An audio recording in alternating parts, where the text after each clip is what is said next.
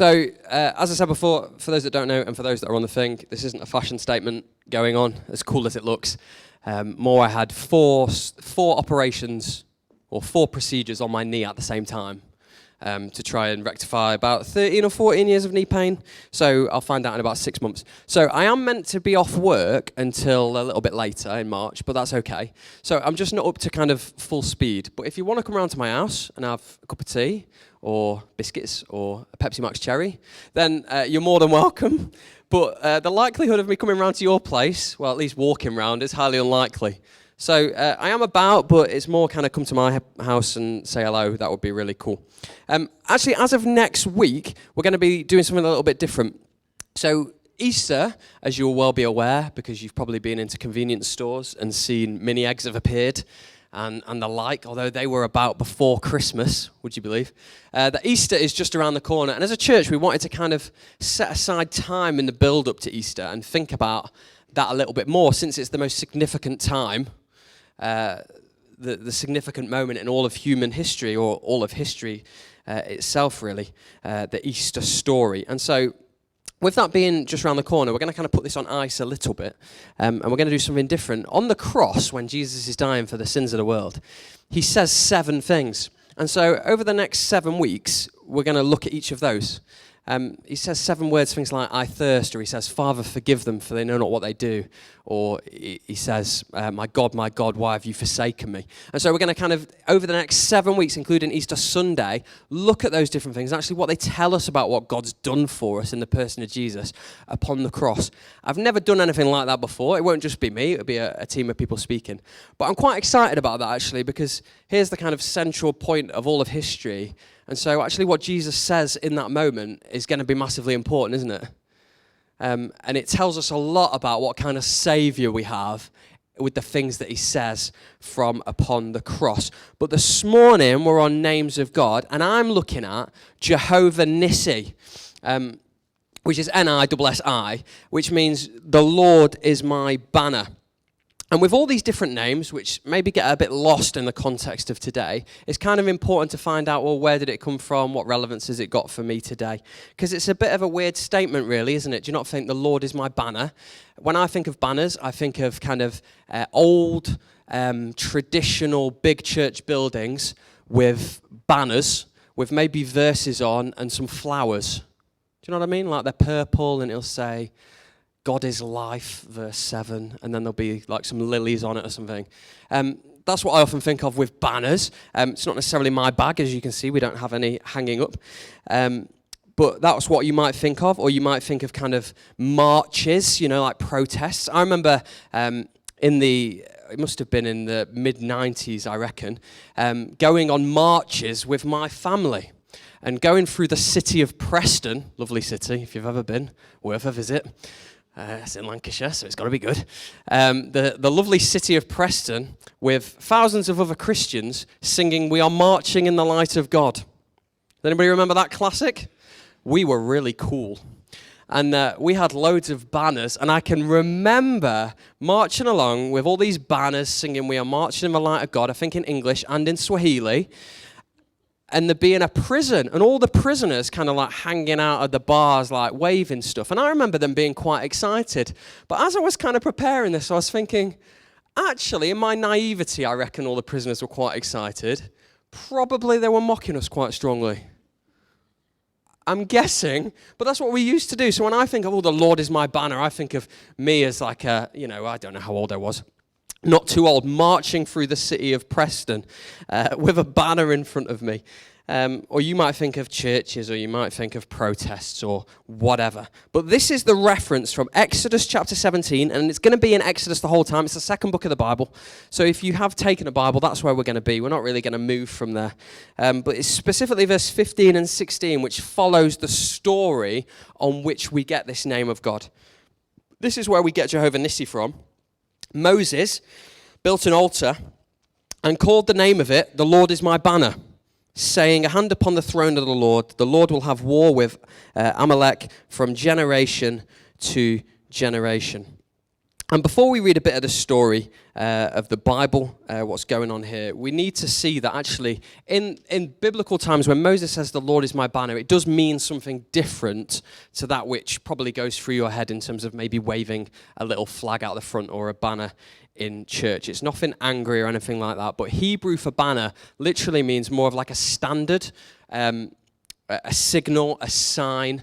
I have a kind of vague interest in history, particularly kind of warfare, and I quite like the kind of old battles, if you like. And there used to be a TV program, this is ages ago, that was on at tea time, and it reenacted, using like a computer engine, like battles from the Middle Ages. And they would always have, with these different armies, there'd always be people that are holding the flag of their army. You'd always have it, wouldn't you? You see TV programs today, or you watch old films, or films based on fights that happen in the Middle Ages, and there's always standard bearers. There's always people that are holding the colours of that army. They're holding the banner for that army against the other one. And that's kind of more the imagery that's being conjured up here by Moses in calling Yahweh, calling God, our banner. That's what you need to think of, not somebody angry at a protest at Donald Trump with a funny placard, okay? So when we're thinking more of kind of in the context of a battle, in the context of this needs to be seen because I know where I need to be, I need to know where my friends are, I need to know where I need to go, where refuge is, where help is, and whose side I'm on. So this is the passage, and I'm going to read it from Exodus 17, the second book of the Bible, written by Moses himself. And this is after Israel have been freed from Egypt. The plagues have happened. The Red Sea's been split. If you've never read Exodus, then do it. It's a great book, but most of you would have probably seen, Prince of Egypt, so that's a good second best. It'll give you a vague idea of where we're up to. That's all happened, and now they're at a place, they're on their journey towards the promised land. This is a place where God has said, this is going to be your home. And they're on their way there when this happens. Then Amalek came and fought with Israel at Rephidim. So Moses said to Joshua, that's the first time we meet a guy called Joshua, choose for us men and go out to fight with Amalek, the Amalekites. Tomorrow I will stand on top of the hill with the staff of God in my hand. So Joshua did as Moses told him, and he fought with Amalek, while Moses, Aaron, and Hur went up to the top of a hill. Whenever Moses held up his hand, he was holding the staff of God. Whenever he held up his hand, Israel prevailed. And whenever he lowered his hands, Amalek prevailed. But Moses' hands grew weary. So they took a stone and put it under him, and he sat on it, while Aaron and Hur held up his hands, one on one side and one on the other side. So his hands were steady until the going down of the sun, and Joshua overwhelmed Amalek and his people with the sword. Then directly after that, you get Moses sets up an altar and says, the Lord is my banner. And we get this name of God, way of connecting with God, way of understanding what God's character is like as he is our banner, following what is, frankly, a bit of a weird account. It is a bit weird. It's a bit of a weird story, and we'll look at that slightly. Israel are attacked by the Amalekites. They're a group of people who are descendants of a guy called Esau. And without going into kind of Genesis family history, again, you just got to read Genesis. It's a good little advert for reading the start of your Bible, isn't it? Genesis and Exodus. Jacob and Esau were brothers.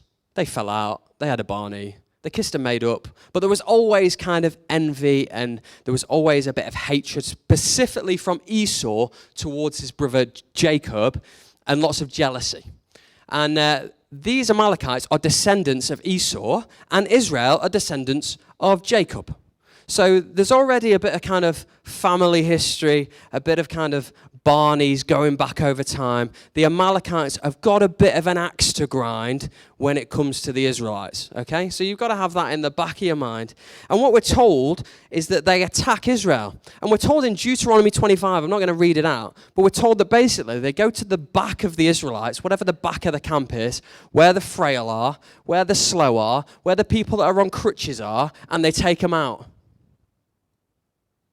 They just slay them. So it's pretty dirty tactics, really. It's not like when I was talking about those not nice warfare, but those warfare things before. You always get them lined up on opposite hills, don't you? And they assess one another, and then there's the volley of the arrows, and it's all very formal. There's kind of rules, even though it's war and chaos. Here, the Amalekites just attack the tail end. They take the weakest of Israel by surprise, and we don't know how many Israelites are killed. We're not told, but they sustain some losses. And it's pretty stupid of Amalek, as he finds out, because he goes to war with God. We meet a guy called Joshua for the first time. Again, I'm not going to go into massive detail on him. He gets a book of the Bible named after him, so he does some cool stuff. He fights lots of battles, and he actually is the one who goes on to lead Israel after Moses. So then you get Moses. Joshua's in the valley, so he's heading up the troops. Moses is on the mountain. That's the scene, okay? There's lots more Amalekites than there are Israelites. That's just a fact. And they're outnumbered, and they're going to be in trouble. So the battle happens down in the valley, and Moses is on the mountaintop. And what Moses does, I'm going to use my crutch as an illustration. He holds up the staff of God, and whenever his hands are in the air like this, Israel is winning. Now, I don't know if you've ever tried holding something in the air for any period of time.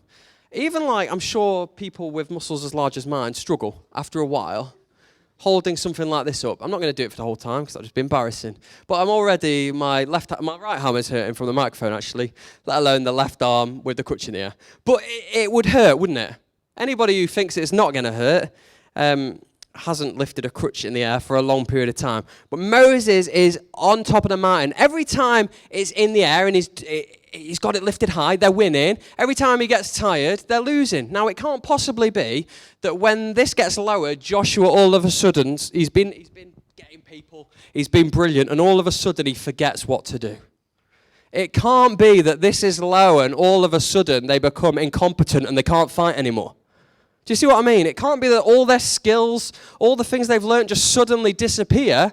Something else is going on here. And that's why we end up with the Lord is my banner stuff happening. Just to say, the staff, the rod that Moses lifts up is not magic. It's not Lord of the Rings or Harry Potter or something. It's not a magic staff. I know that he's had it and it's, there's been plagues that have called down. I know he smashed it down and the sea has parted. And I know now he's holding it in the air and Israel win when it's in the air and when it's down they don't.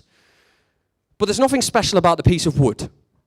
It's symbolic of the God that they serve and the power of the God that they serve. That's the point. When the staff's up high, God's on high. When it's lowered, not so much, although God's still on high in that point, but it's symbolic of God reigning and ruling. And we find out that Moses gets so tired, because if you read the passage, the battle goes on all day, so there's obviously a bit of to-ing and fro-ing going on. There's obviously times where he's lowering it because he can't carry on anymore. So tired, he gets a Westlife stool, and he sits down for a bit, and his friends, his brother Aaron and his mate Hur, I'm actually tired, which is why I did it, hold up his arms for him. And they hold up his arms for so long that Israel win. That's the story. And then you have the Lord is my banner. Thing for me, I've been thinking about that a little bit with the weirdness of kind of the staff being up in the air and the staff being down. And the fact that Joshua and his mates can't suddenly become rubbish at fighting. It's just not logical. It just doesn't fit, that something else has to be going on there. And the whole point of this passage is that the battle is God's, which meant when the victory came, the victory wasn't down to Joshua, the victory wasn't down to Moses, that couldn't even hold a piece of wood in the air. It was down to God. The reason they won, the reason they prevailed, was the strength of the Lord. Even when Moses, he can't even stand up anymore.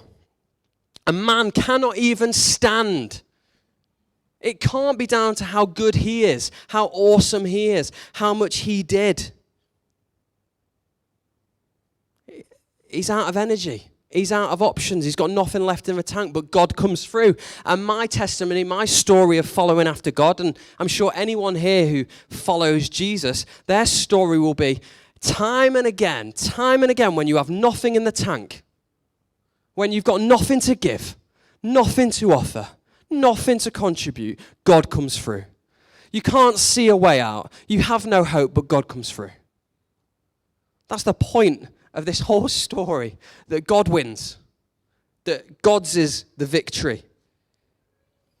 That actually we'll set up an altar, we'll do this thing, so we'll remember that God comes through. So that next time we're in a trial, next time we are low, next time we are up against it, next time we're all out of energy, we can go, well, I remember last time. I remember when God came through for me last time. So I know God's going to come through for me again. You see, we forget the glorious things God has done, which is why this gets marked down as Jehovah Nissi. The Lord is my banner, that you won't forget that he is your banner. And I think part of that is we can look to the future. I can look to the future and I can confidently say, and I say this to Grace sometimes, I can say, the Lord has brought me safe thus far. If you don't already say that to yourself, start saying it to yourself. The Lord has brought me safe thus far. Because you know what? It reminds you of all the great things God has already done. That God has he's always been in control, even when we haven't felt like he is. That he's ruling and he's reigning. And sometimes we just have to position ourselves in a way to be able to see it. Because when we're low, when we're down, maybe we're in the depths of despair, maybe when we can't see a way out, maybe we're doubting or we're not trusting God, it's probably because we've started to trust ourselves. It's probably because we've forgotten how good God is. We think we're the hero when actually God's the hero. And God calls us back to him. That's what the Lord is my banner is about. Being called back to God time and again. The real victory for the people here, and I believe the real victory for us as Christians and those that follow after Jesus, would be actually dependence on God. That's the real victory, that we would recognize our need of him, our need of all of him for everything, that he's our banner, which is why you have Moses saying that. And I'm pretty sure none of us are facing exactly what Israel faced in that day, I don't think. I mean, I could be wrong. There could be people that are in the midst of kind of really intense conflict where people want to get us. But it's quite unlikely to be on that scale, where we're in kind of hand-to-hand combat day in, day out, although we might feel like it. But all of us in different ways will be experiencing weakness and struggle, right? Whether that's physical, whether that's emotional, it could be spiritual. At different points in our lives, we're in good places or we're in bad places, aren't we? And the same is reflected in our walk with the Lord, isn't it? That sometimes we can find ourselves in a bit of a mare, a bit of a struggle, and we think, where's God in all this? I can't see a way out. I can't see how I'm supposed to go. And we'll all have our own story, and we're like, this leg thing is a bit of an inconvenience. It's a bit of a first world problem, to be quite honest. I'm happy to say that. It's not the biggest deal in the world. It is annoying, but even because of that and not being able to get out of the house, it can put you in a bit of a lower mood.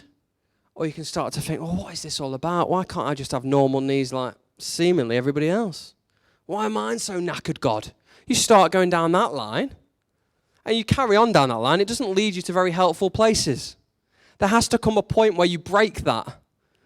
There has to come a point where you say, hold on, the Lord is my banner. And it's almost as if God's used my leg for me to teach me the significance of this verse. That without this, maybe I wouldn't have appreciated it. And I was sat with Grace. I'm not ashamed to share this, really. I was sat with Grace on Wednesday night, and we were praying and chatting, and put on a few YouTube videos of some worship music, particularly of kind of stuff thinking about this Sunday. Thinking about Grace has been like part of the music group, and obviously I'm speaking. And as we were worshiping, I just found myself crying. Now, those that know me know that I have a little cry every now and again. I'm a bit emotional. That's okay.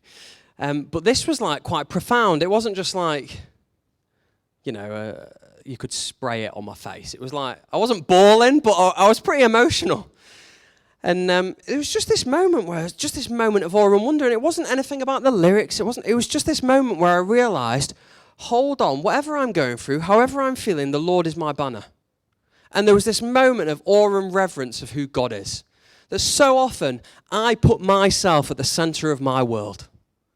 And that is the place of God, not me. And it was a bit humbling and a bit emotional. But I realized in that moment and ahead of today that I needed to be lost in awe and wonder of who God is. Because without him, I'm lost. Without God, we are lost. I hope we know that. We are lost. And I realized I needed the Lord as my banner. I needed to put aside my worry, my struggle, my fears, my failures. And there's that beautiful verse from Psalm 121. I lift my eyes up to the hills. Where does my help come from? My help comes from the maker of heaven and earth. When we're stuck in a cycle, that's what breaks it. We lift our eyes. We recalibrate ourselves. We home in on something. And for us, it's the Lord is our banner. That standard. That flag for all to see, for want of a better word. When Joshua and his mates are in the valley, when they look up to the hillside, what do they see? They see Moses with his arms outstretched with the staff of God in the air. A visible sign of, although I'm in the trenches right now, God is with me. I can see that. I can lift myself out of this battle and I can see God on high.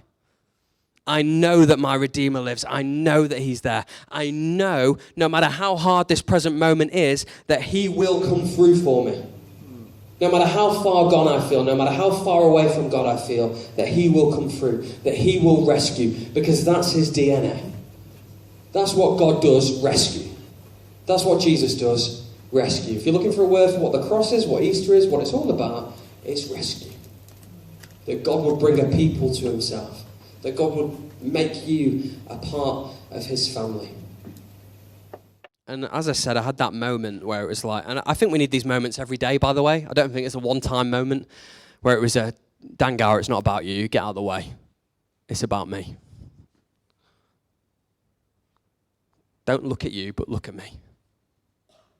Don't look at your circumstance. Don't look at how you feel or whatever's going on, whatever battle you face, but look at me.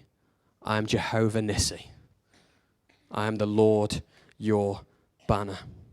And there's this great quote. I've got a little desk at Christian Vision for Men in Chesterfield. And as you come up the steps into the office, there's this great quote. I don't know where it's from, but it says on the wall, like it's been printed onto the wall, it says, "Your hallowed name may I bear with honor." So not my own name or my own thing, but your hallowed or holy name, God, may I bear it with honor. And it's a great quote because it's about God. And so often, the things that we do become about us. Even our Christian walk becomes about us. Jehovah Nissi is a recalibration of it being about God as it rightfully should be once again. Because my life is full of muddles. It's full of complexity. It's full of mood swings. It's full of good days and bad days and days where I'm full of energy and days where I'm tired, days where I could conquer the world, it feels, and days where I've got nothing in the tank and I don't feel like doing anything. Does anyone else have those days? Oh, good. It's not just me. There's no stability in that. There's no security in that. Is the name of God going to be honored in that? Well, sometimes, sure.